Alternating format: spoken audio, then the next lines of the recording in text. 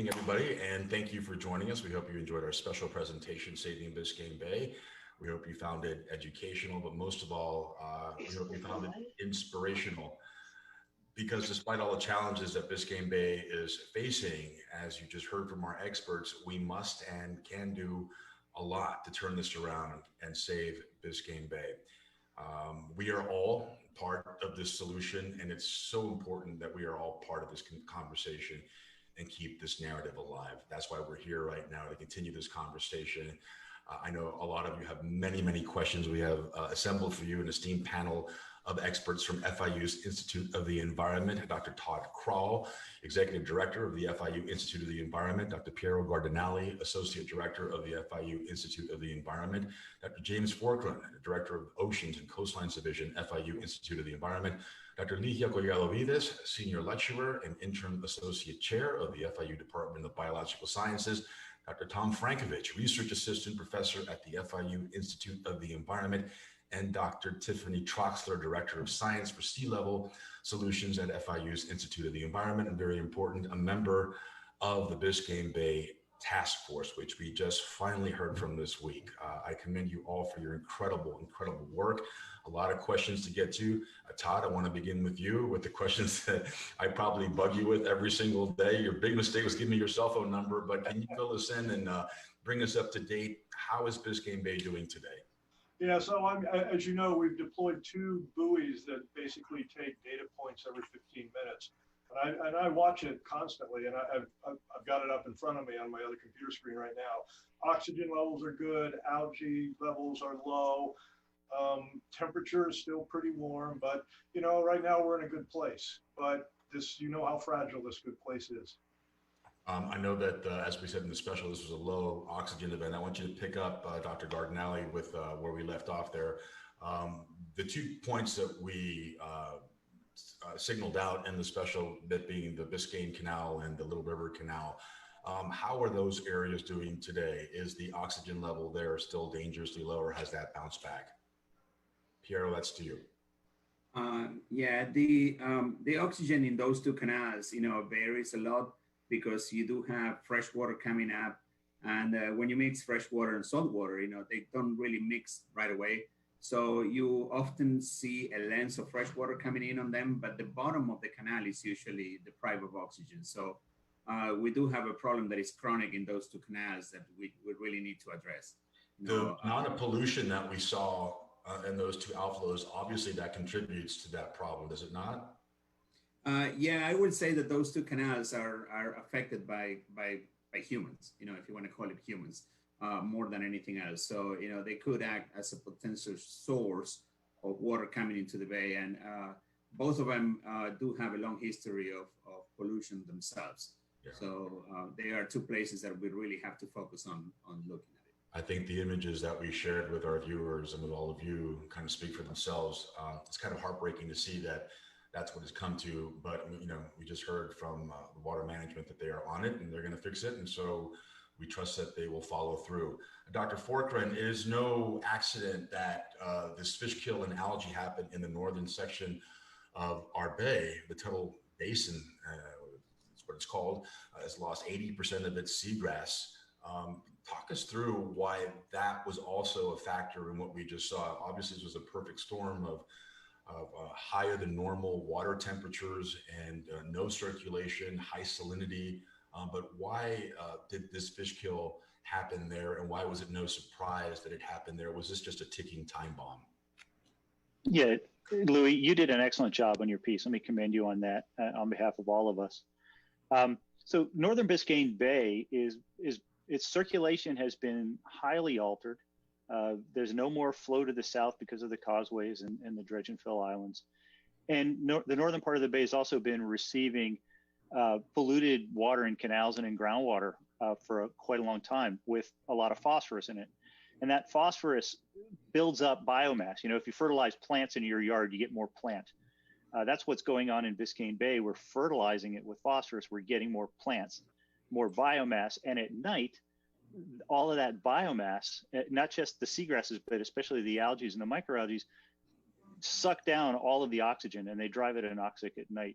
So in the northern part of the bay, we've built up biomass of weedy plants and bacteria, and at night, especially warm nights when very little oxygen can be stored in the water, they use it all up and it goes anoxic, and then the fish die. Given the fact that, and this is a follow-up for you as well, Jim, given the fact that we have lost 80% of our seagrass there, is this going to be a recurring event? Is this a thing now, whenever the water temperatures get as high as they were back in August, that fish kill could possibly happen again? It certainly could. And another problem with losing a seagrass is that seagrasses hold down all of that fine mud that's on the bottom of Biscayne Bay. And when you kill the seagrass, then it doesn't take much to stir that mud and the nutrients in that mud back up into the water column, which just exacerbate the problem. So it's going to take a while for us to get seagrasses reestablished so that they can hold down that bottom and the water can become clear again. Tom, I want to get to you because you were one of the first phone calls that I made after the algae bloom began. And there was obviously a lot of concern that some of those blooms could be toxic. We didn't think they were at the very beginning. And the initial reports that we got were inconclusive for any toxicity. But has there been any more research done on that? And has your opinion of those blooms changed at all? Yeah, well, we did not see any toxic algae species. The bloom was comprised of Pesticides species, which is very spiny, and it can cause problems, but the problems that Pesticides usually causes are in areas where you have aquaculture, where fish can't swim out of the way of that algae, and these long spines on these Pesticides can hurt them. These Pesticides species produce spores, and these spores are like seeds. And after they bloom, those spores go into the sediment, and they're there to resprout again when conditions are favorable. So it is likely that that area is going to experience more algal blooms from Pesticides in the future. And this is something, I've lived in Miami all my life. I'm a local boy. I cut my teeth on those waters. I think I learned to water ski on those waters and fish and drive a boat. It's personal for me. It's personal to many people who grew up here in South Florida and call South Florida home. I have never, ever seen that in my entire life. Ligia, I want to ask you, how unusual was that algae bloom that we saw, and had that ever happened before to that extent? So you're asking me, essentially, we have several algal blooms and microalgal blooms in 2013, in 2010. So this is a recurrent event, but I think that in this time, we're looking at different things happening at the same time. And this is a signal that things are getting worse and that the system is having less capability to respond to whatever stressor we're going to be putting.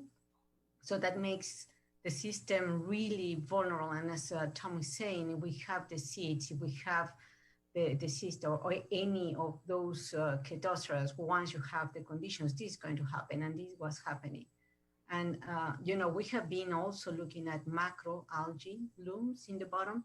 So we get scared when we see things floating, but there are many things happening in the bottom. As Jim was saying, we're losing the seagrasses, but we are also preempting them with macroalgal blooms. So the restoration is really needed. We really need to be looking in the bottom as well as in the surface. Well, from what I understand the science to be, we can't even begin to talk about restoring the seagrass until we eliminate the pollutants that are continuing to flow into Biscayne Bay. And that's one of the things that the Biscayne Bay Task Force actually reported on. They finally released their study to the Miami-Dade County Commission last Monday. Tiffany, you were on that board. There were over 60 recommendations that were presented to the Miami-Dade Commission. We can't go over all 60, we don't have the time for that, but what in your opinion is the most pressing, something that the Miami-Dade Commission can adopt immediately and put into effect that could alleviate some of the things that we're seeing right now on Biscayne Bay? Yeah, thank you, Louis. And I also want to commend you on your piece. Great work. Yeah, so the task force report was heard by the commission on Monday. And in fact, in that commission meeting, they accepted the recommendations and also put forward a resolution for a chief bay officer.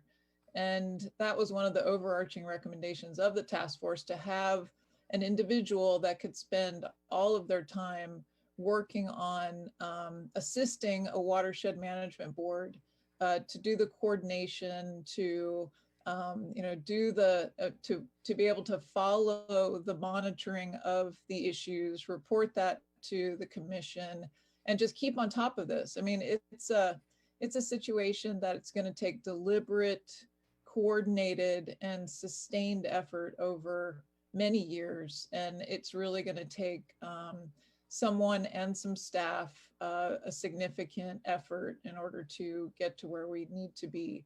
And in terms of some of those, additional immediate actions, as I mentioned, the Chief Bay Officer will really help to get things kick-started to convene a watershed management board. And so this was a governance structure that we were inspired by the Tampa Bay National Estuary Program model, so that there is a governance structure in place that has the technical experts, that has the community engaged, and to implement a watershed restoration plan that's based on some of the recommendations that were presented in the report. It's based on science. Yeah. A lot of people have expressed their frustration with the amount of studying that has been done. I mean, we've been studying this for over 10 years. The alarm bells have been going off. We saw the impassioned plea before the county commission of the fisherman Kipnis, who went before the board in 2017, just saying we need help. The seagrass is dying. There are no more fish. Is this the creation of this Chief Bay Officer and Water Management Board? Is that just another study? Is this just going to delay the process? Is this going to delay the action, or will this actually expedite action, Tiffany?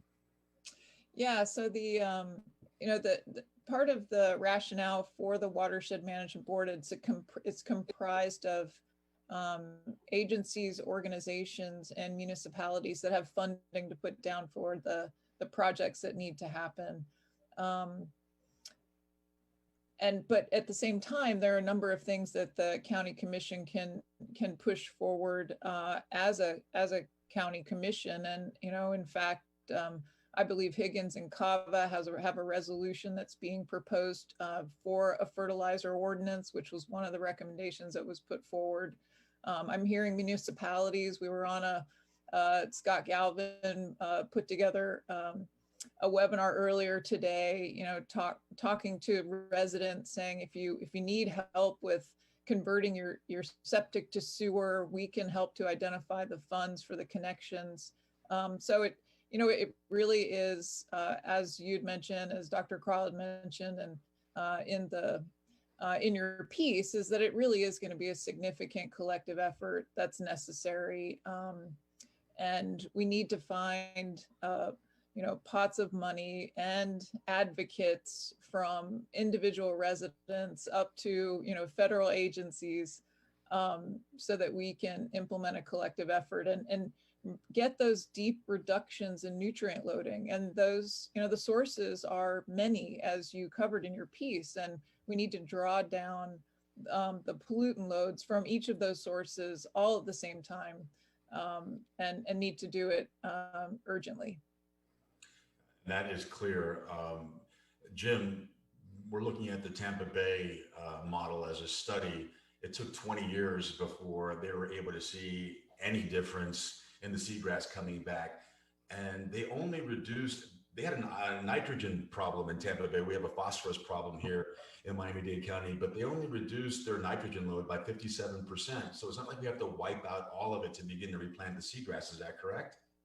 That's true, but nitrogen is actually an easier problem to solve than phosphorus, as we spoke about, Louis, because nitrogen is cycled by bacteria, and the bacteria turn it back into the nitrogen gas that makes up most of our atmosphere and take it out of the bay. But unfortunately, phosphorus doesn't have a system like that. You put phosphorus in our system and it sticks. And so we've been putting a slow trickle of phosphorus into the system for a long time, and it's not leaving the system, it's just building up within it. So here, we're going to need to be aggressive about reducing phosphorus. It's not just good enough to get phosphorus concentrations and loadings lower. We need to cut down the total mass of phosphorus that's going into the system, because every phosphorus molecule that goes in is responsible for an increase in biomass in the bay and sticks in the bay. So we have to be really aggressive if we expect to be able to turn the tide, slow down the phosphorus pollution, and get our water quality back. And this has to happen almost statewide because this intricate system of canals that I described in the piece, they flow all the way to Lake Okeechobee. And we all know about the pesticide situation over there. We have a question from one of our viewers. This is directed to you, Dr. Gardinali. Have they improved the flow of pesticides coming out of Lake Okeechobee to your knowledge?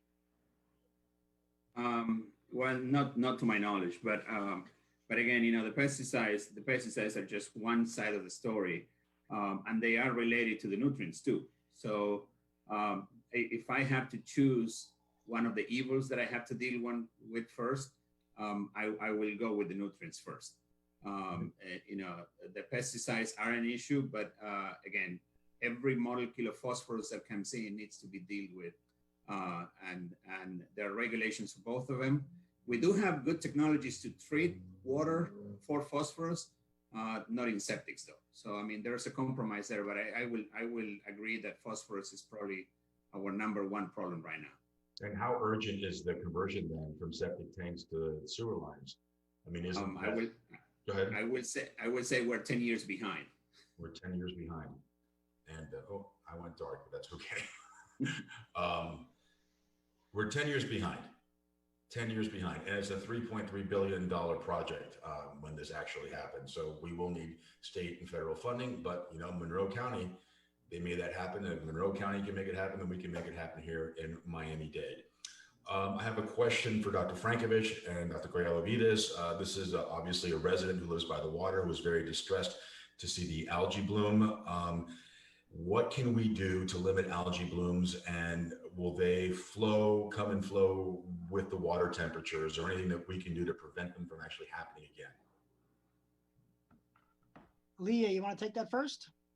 Okay, Tom, thank I'm you. going to turn on the light real Well, quick. I think that this is absolutely correlated with everything that we have been saying, and these microalgal blooms are responding to the increasing nutrients. So there is no alternative other than decreasing the nutrients. So this is something that we will need to learn how to live with until we really decrease those. And as Tom was saying, we have the basic cysts that are going to be just waiting for the right conditions.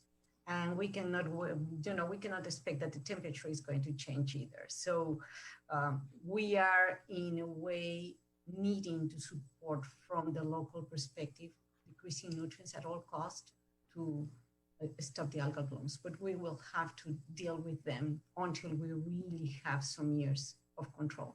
Tom? Tom, do you want to add to that? I agree. There's nothing that can be done immediately for short-term solutions. It's a long-term process. We're going to be dealing with blooms for quite a while yet. Todd, I want to go back to a conversation you and I had at the very beginning, and you were almost berating yourself saying, I should have been on top of this. The warning signs were there. We now have the equipment in place where we can monitor the bay and know if and when the conditions are ripe for another fish kill. Is that the plan moving forward? Will there be closer monitoring of the bay, and will we be able to prevent another fish kill from happening again if we are on top of it and we are monitoring the bay? Well, there's two answers there. The short-term answer is yes, we're going to be on top of better monitoring. And unfortunately, predicting a fish kill is not a happy prognosis to have to make, right?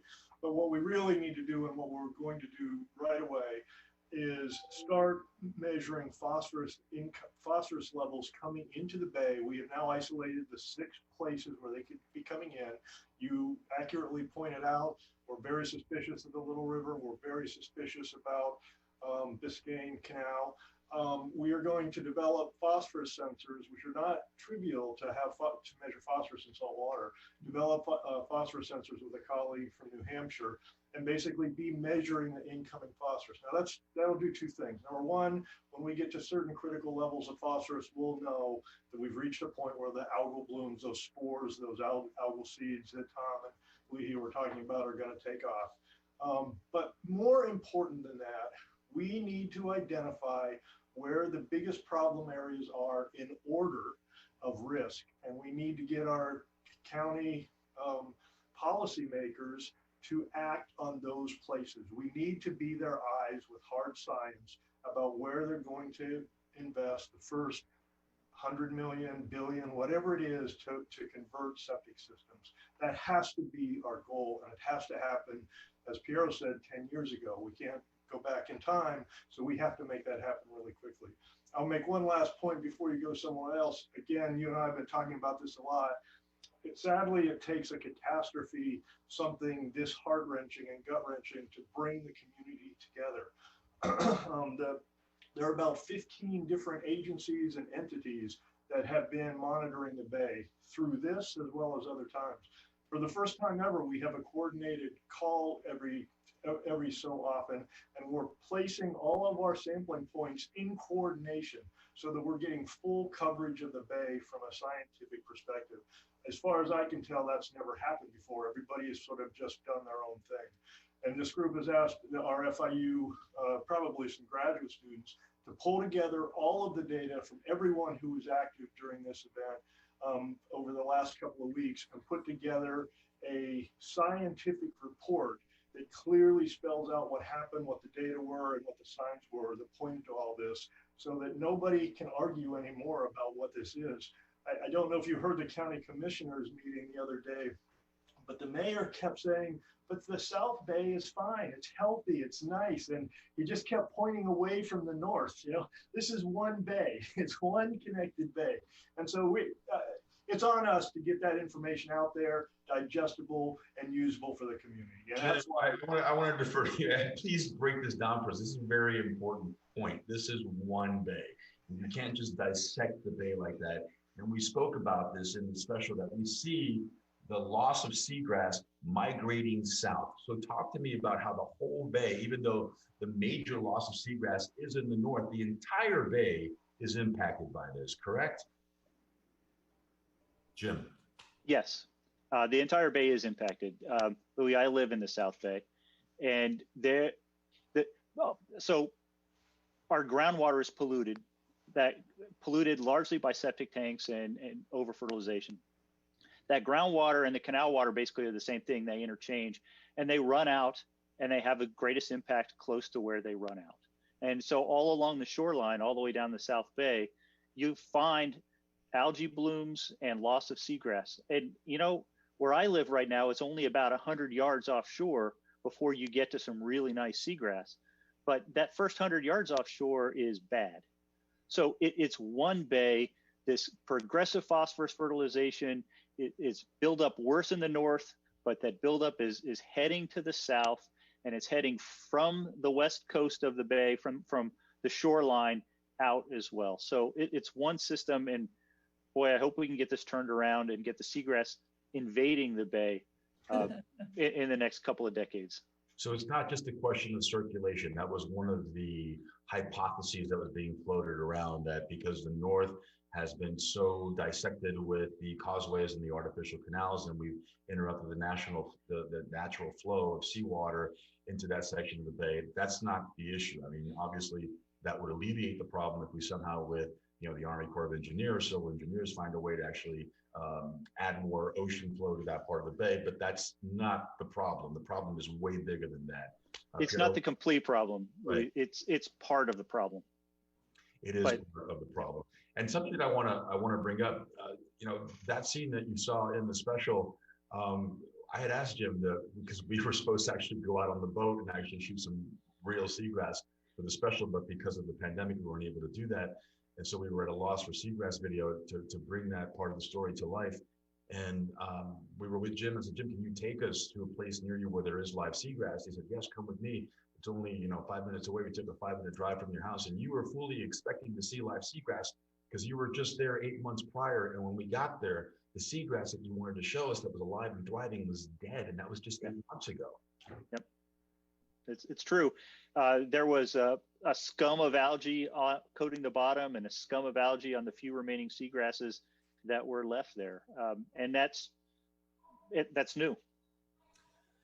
And Tom, does that that algae, does that not prevent the seagrass from giving it the possibility of coming back? If you have algae in that body of water, doesn't that kind of like smother that body of water so no oxygen, no sunlight can get through? Yeah, it blocks a lot of light, and it also, it sucks up a lot of the nutrients and builds higher accumulations. So, first you would have a little bit of accumulation of these epiphytes on the grass. When things get worse, yeah, actually those algae that are on the grass can't even compete against the stuff in the water column. So the plankton and the Chaetosaurus, stuff like that, was when things get really bad. So it'll progress from when things degrade, they progress from a clear water column with a seagrass dominated system to seagrass with a coating of algae, and eventually to a thing where even the epiphytic algae and the seagrass can't survive, and you just have phytoplankton. We have some questions here from our residents in Broward and the Keys, and there's several questions. They're asking, is this just a Miami-Dade problem, or can we see this event migrating north to Broward or even down south to the Florida Bay and Florida Keys? Anyone want to take that, Todd? I'll give that to you. Jim is really our Florida Bay expert, so I'll pass it on to him. But I do believe this is a bigger problem. And in fact, we're working with scientists from FIU right now to start looking at the new river, just like the Miami River, and understand what they're going to be facing and what they are likely facing. So, I think it is a widespread problem. But Jim, you want to talk about Florida Bay? Sure, and Florida Bay and the Keys.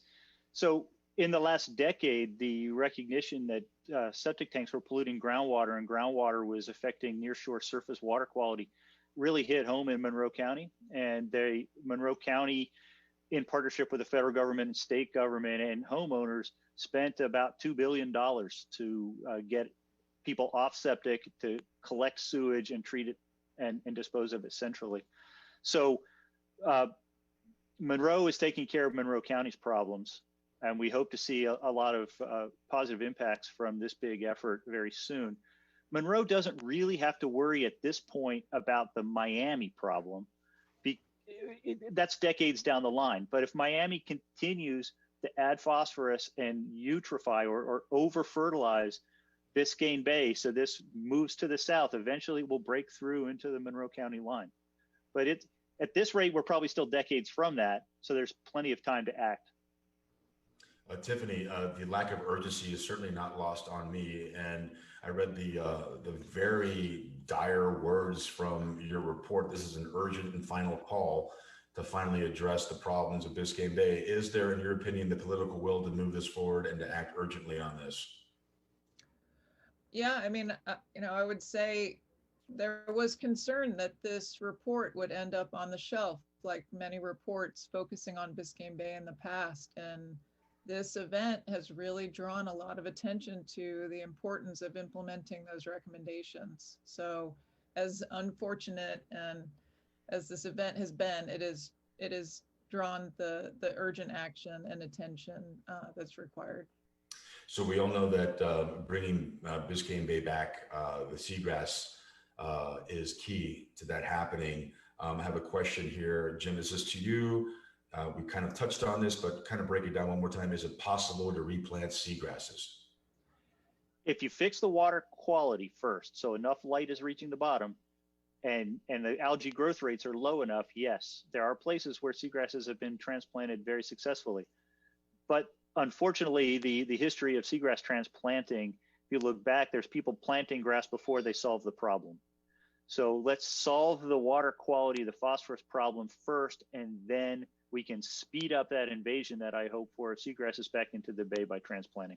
Yeah, and we saw the model at Tampa Bay. It took 20 years for them to see a difference, but they attacked this aggressively. If three counties can come together and come to a consensus to attack this problem and work together, then I think, we should be able to do that here in Miami-Dade County. And as you mentioned, Todd, this call now where you have all municipalities on board acting together as one body, I think is a positive sign in that direction. Is there any indication, this is a question from a viewer, Todd, I'll ask you, how long this will take? I know they're asking to look into your ecological crystal ball, but can you give us a ballpark? How long will this take? There are towns like, I think, Coconut Grove, Coral Gables is maybe 2/3 of the way of converting all the septic tanks into sewer pipelines. I think we've been working on that for about 5 or 6 years. unless you plow an awful lot of money and a lot of education into the homeowners and the communities right away, it takes time. I mean, people, you know, it's a lot to tear up the roads and put new pipes and all of that stuff. A lot of these places don't actually have a central sewage system at all. I live in North Coral Gables. We do not have a pipe to connect to. So, you know, it would take a massive amount of construction, but it can be done, and it can be done quickly if the funds are made available and the political will is there. But I think we should never forget about that we need to talk to the residents and the folks and explain to them why this is so vitally important and why it's worth whatever trouble they're going to have to go through. And I'll just say one more thing, Louis. Miami Waterkeepers and us, Candace Alush, is one of our communication people in the Institute. We're right now putting together some best practices for individual homeowners that live near waterfronts and canals.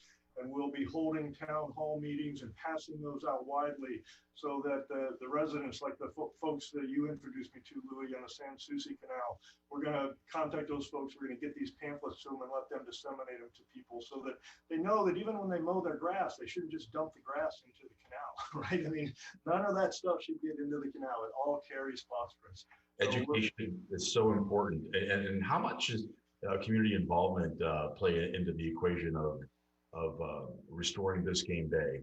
We saw the young kids, I mean, the youth, God bless them. And I've been hanging out with these kids for years, and they're out there every weekend, picking up trash, doing their part, cleaning up mangroves, knowing that plastic is a big contributor to what we're seeing happening, not just to our bay, but to our oceans. I really have so much respect for these young people who know that it's their future and are fighting every day to protect it. But give me the larger picture here. How important, and I mentioned this also at the end of the special, that the entire community join together and join this mission and get on board. And education is a key component of this. Who wants to take that? Tiffany, I'll go to you. Yeah, Tiffany, yeah. Yeah, I mean, when the community comes together, there's nothing that we can't do. And there is, you know, there are things that every individual can contribute to, just like the kids that you've become close with, Louis. You know, Todd mentioned about grass clippings. I mean, it's really just as simple as talking to your, you know, the company that manages your landscape. You know, tell them you don't want fertilizers in your yard, or you want them applied sparingly, or you'd like those grass clippings blown back into your yard rather into the street.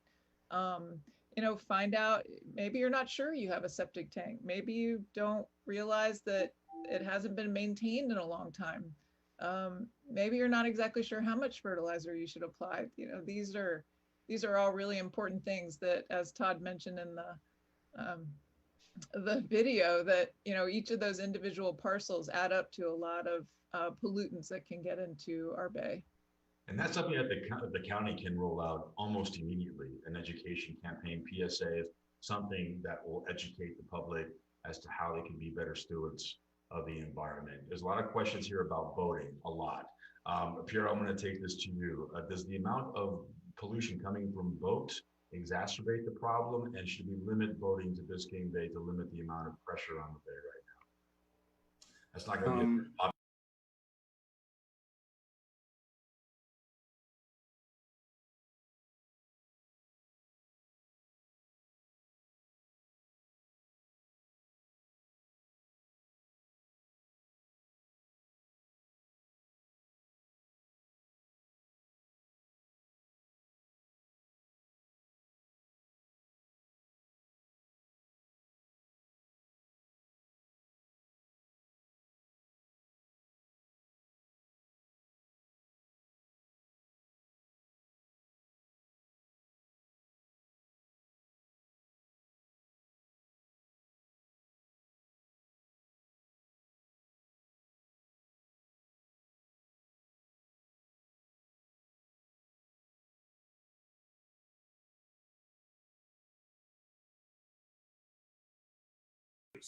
just, you know, reduce your footprint, try to leave anything behind because it wasn't there to start with.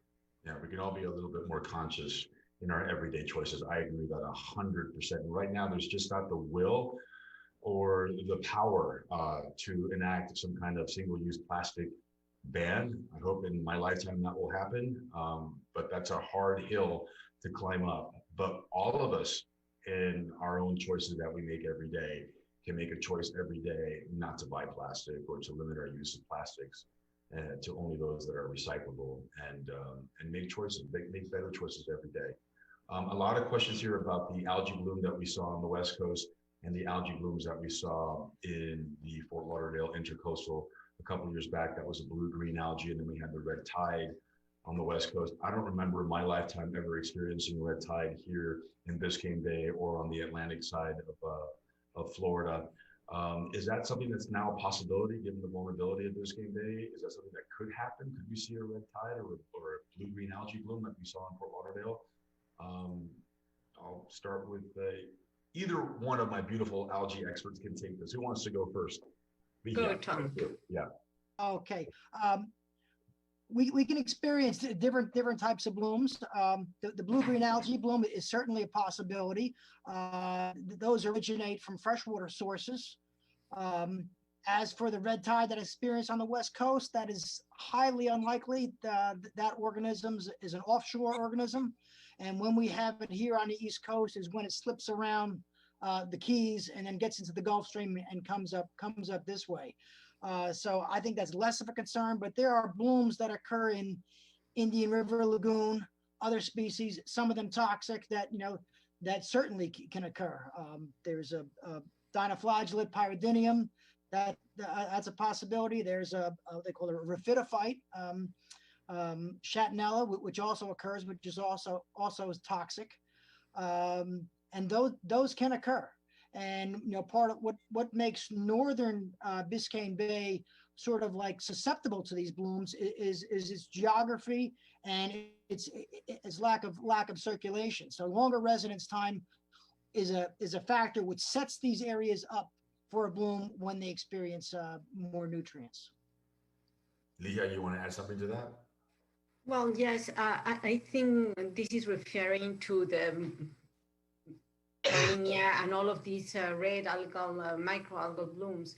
What I would like to add now, in terms now that I have the chance to talk, is that we have the whole bay, and there are many signs that we can also follow. So we have corals, and corals have been suffering a lot as well. So I think the education that you are doing, Louis, is amazing, is wonderful, and we need to be very attentive to everything that is just happening now.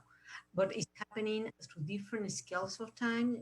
Coral reefs have been suffering for a while already. And then the same way that we are having the nutrients, and I think that is the most important thing that we need to address locally, that we can do a lot of work locally, all of the community.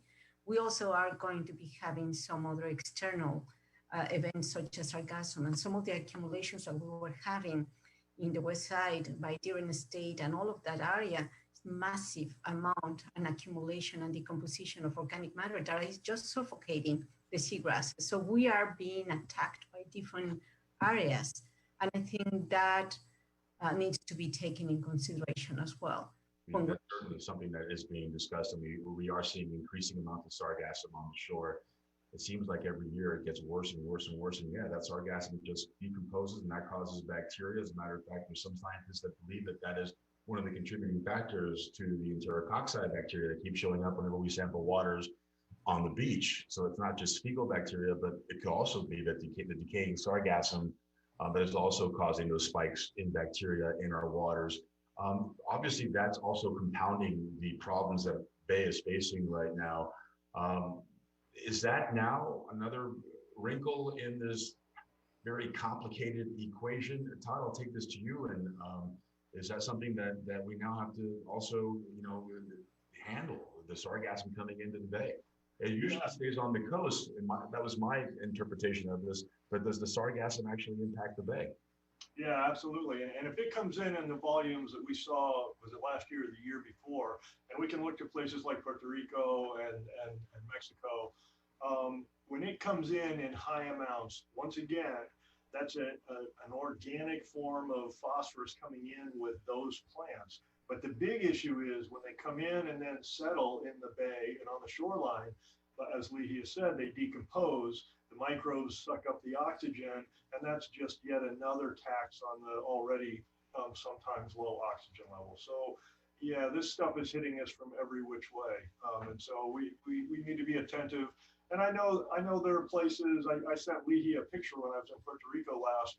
They have a little thing that goes along and rakes up the sargassum every morning along the coastlines to make sure that it doesn't accumulate and suck up all the coastal ocean. I see that happen in my backyard, Miami Beach, with sargassum, loads of it appearing on the shore one day and the next day it's gone. So I know that the Miami Beach, the city of Miami Beach is on top of that. I hope that the other municipalities on the coast are being just as aggressive. What about a hurricane? Talk to me about the impact a hurricane could have, positive or negative. Who wants to take that? Well, no one starts. I'll start. Hurricanes are a mixed bag. Hurricanes can cause a tremendous amount of damage in one place and basically leave other areas 5 miles away from them untouched. So every hurricane is different. It's possible that a big hurricane flush with a bunch of rain could actually wash that nutrient or wash the plankton blooms out of the north part of the bay. That's a possibility. But if it came from a slightly different angle, it could actually stir up the bottom and make those plankton blooms worse. I don't think any of us that live here in South Florida want to wish a hurricane on Miami and Biscayne Bay. And there are going to be some that'll be good for the bay and some that'll be bad for it. Louis, you remember we were standing on the causeway Saturday morning, and at that time we still thought we were going to get whacked pretty directly on that Monday. But you and I were looking, and we noticed that in just the day or two before when we were out on the water was just flat, it was just sitting there. And we were looking at those white caps moving from the east to the west. And I said, man, that might be the best thing that could happen is the hurricane to miss us, but bring enough wind to just sort of whip up the water a little bit. And I really do think that windy condition helped. Yeah, what we saw that Saturday morning, I think, was the beginning of some wind and stirring up and some oxygenation. We have a great question here. I don't know who wants to take this. Piero, Tiffany, or Jim, is the full restoration of Biscayne Bay possible without the completion of the comprehensive Everglades restoration plan? Everything is connected. Obviously, we talked about this in the special too, how the Everglades was really the original source of fresh water into Biscayne Bay. We have completely, messed that up. So does that hinge on does the restoration of Biscayne Bay hinge on the restoration of the Everglades? I'm going to take a first jab at that. It cannot hurt. Okay, there's certainly a lot of aspects of the Everglades restoration that will benefit Biscayne Bay in every way, shape, or form. The delivery of water, the timing, the rehydration and all that. The only thing that we really need to keep an eye on is water quality. It's not only to get the quantity and the delivery right. Water quality is also something important that without that, will be far behind where we should be. Is it important? Absolutely. It's vital for the functioning of Biscayne Bay. Mm-hmm. And Tiffany, that's number one in the Biscayne Bay task force report. Number one, to attack water quality, and obviously that's easier said than done. We've been talking about the different factors that have to be mitigated here, with not just our septic tanks converted to sewer lines, but also the amount of nutrients that are flowing in from our stormwater system.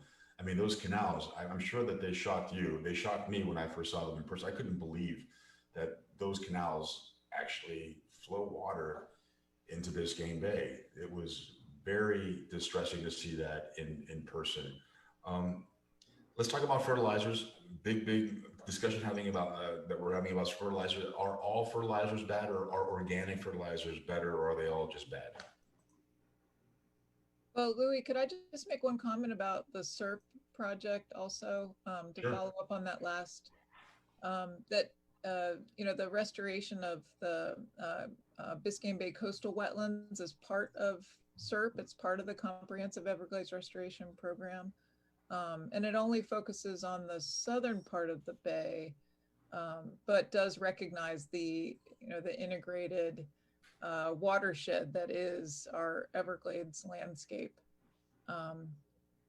So I just wanted to, bring that forward as well. But I will make a comment about the fertilizers. Yes, low release fertilizer can be a little bit better than other types of fertilizers. But it's also the application, really just how much is being applied and whether it's being applied,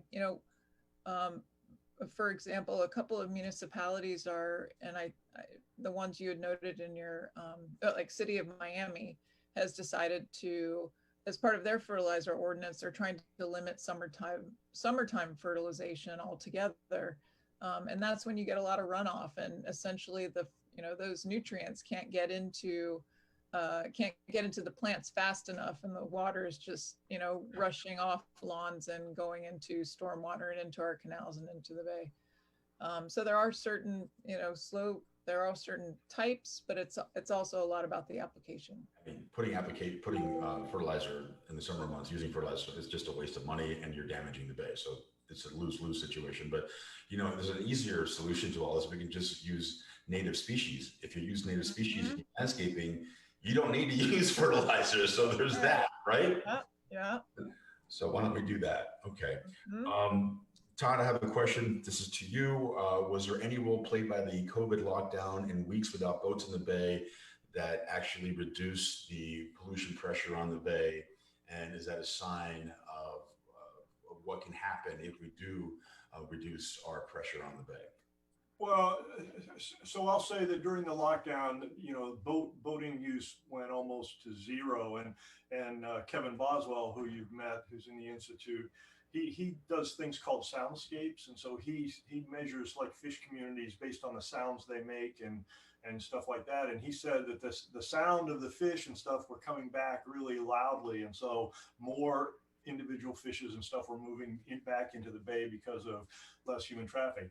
Do I think that had anything to do with the nutrient input? I think you and I joked about this. I'm worried that people stayed at home and fertilized every individual plant in their yard. They didn't have anything to do. So and people stayed at their houses, flushing their toilets 50 times a day instead of 10 times a day. So I'm not convinced it wasn't a bad thing that everybody who lives in the Bay watershed was home 24/7. So. Okay, we're nearing the end of this. There are a lot of questions that we were not able to get to, but there are two that stand out, and people want to know what they can do. A lot of people have come up to me during these past 3 weeks asking how they can be better stewards of Biscayne Bay and what they can do in their everyday life. Who wants to just briefly touch on what the average citizen can do watching this, who is freaked out? And Todd, we talked about this in the special, how sometimes it takes fear to actually wake people up to what's really happening. But if we take a chance to just take a breath and realize that we can all be part of the solution, we can make change happen. So what is your advice, everybody at home who's freaking out watching this and wants to do something? Yeah, and again, we're going to put together some educational materials so people have some access to resources, but it really is the simple things. I mean, there's no need to just coat your lawn with fertilizer, especially not during the rainy season, because it's just going to wash away and get into the canals anyhow. If you live near the water, don't throw grass clippings, don't throw palm fronds, don't throw the coconuts in. And then I actually learned something new when we were visiting those lovely people in the San Souci Canal. One of the homeowners pointed to one of the storm drains and said, when it rains really hard, this thing completely backs up. And even though the San Souci Canal is a blind canal, that is, it's just got a wall at the far west, the water comes gushing out of that storm drain and blows all of that stuff in the surrounding area into that canal. And so we talked about the fact that this isn't a pretty job, but they ought to be working with the local municipality to put a dumpster out there. And when people see that, go rake it up and go put this stuff in a dumpster, pick up the dead fish, put them in a dumpster. I mean, we really have to think about this from the individual household all the way back. And we have to enable and empower local folks to take this one household at a time, all these little steps. Yeah, I think education is key. And I think we have some links that we want to show you who's watching us at home or live streaming us from wherever you are in this beautiful earth that we call home. There are some social media handles there that you can follow, and you can update yourself every day on the progress of the restoration of Biscayne Bay. And if you have more questions, there is an email address there on your screen right now where you can submit your questions to our beautiful experts at the Institute of the Environment at FIU. We'll be happy to answer them. Again, education is key. I think one of my favorite heroes in the whole world, Marjorie Stoneman Douglas, champion and defender of the Everglades, once famously said that you have to stand up for some things in this world. And I think we're all on the same page here that Biscayne Bay is worth standing up for. I want to thank you all for being a part of this conversation. I want to thank all of our experts tonight, the esteemed panel from FIU, Dr. Kroll, Dr. Gardinelli, Dr. Forkrun, Yalavidas, Dr. Frankovich, Dr. Troxler, and thank you, each and every one of you, for everything you do every single day to save our bay. We are in your debt. We have so much gratitude and love for you. A big thank you to Natalie Medina at FIU and her entire staff for putting this together and organizing this. The phone calls and the emails have been fast and furious, and this hasn't been easy as we've been trying to produce a special and put it on the air. And with that being said, I have to show some big love and gratitude to my wonderful and talented executive producer, Natalie Morea, and my brilliantly talented videographer and editor, Bill Damas, who just worked tirelessly and with so much passion, dedication, and vision, who are committed to this mission. It takes a village, but I believe that we have a beautiful village that we call home here in South Florida, and together we will find the solution and find the resolve and commit to this and make this happen. This losing Biscayne Bay is just not an option. So thank you all for being a part of this. And I can't wait to bug you some more on the phone. You know I will. Louis, on behalf of the Institute, we really want to thank you. We want to thank you for your depth of thought, for your caring. It was a wonderful piece. But you remember when we were in the middle of this in the trenches, we made a pact to each other. And once the bay sort of got cleaned up and the temperatures went down, we're not letting this go. We're not letting this leave the radar. I look forward to at least a weekly morning call from you. You will get it. And I look forward to you pitching me more stories. I want to keep this on the air. So I'm counting on each and every one of you. Call me, bug me, email me. I want to share your stories with our viewers, and they are very interested and very engaged into what's happening with Biscayne Bay. Thank you all. Have a great night. Thank you, Louis. Thank you, Louis. Thank you. Thank you, Louis. Thank you, everybody. All right, thank you, guys. Thank you.